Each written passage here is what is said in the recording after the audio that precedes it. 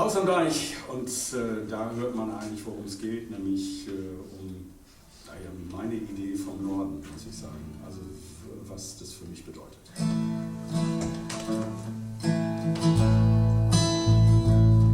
Das Haus, es steht schon immer am Deich, dort nah am Fluss, birgt tausende Momente, vom Albtraum bis zum Kuss.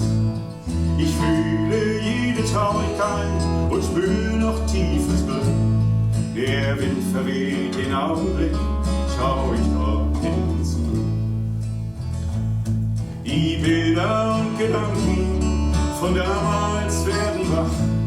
Sie malen matte Fenster, ein von Regen nasses Dach. Ich seh mir die Lichter an, die Haut noch jung und glatt. Im Spiegel längst vergangener Zeit fällt aus dem Buch ein Blatt. Das Haus am Deich steht wie gemalt seit lang vergangener Zeit und wartet auf ein Wiedersehen mit der Vergangenheit. Es trotz dem Sturm genießt das Licht, bewahrt die Spuren hier und flüstert, den der hören will, ich bin ein Teil von ihm.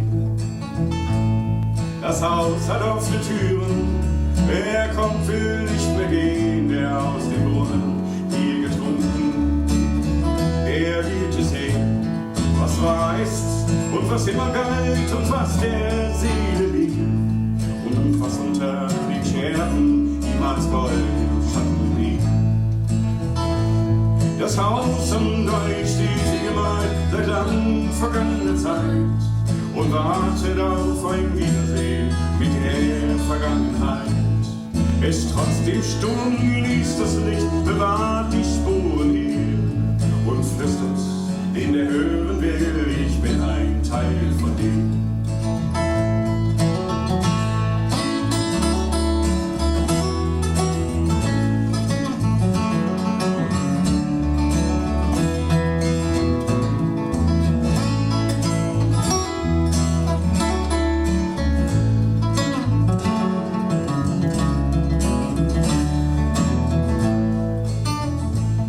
Das Haus, es steht schon immer am Deich, dort nah am Fluss.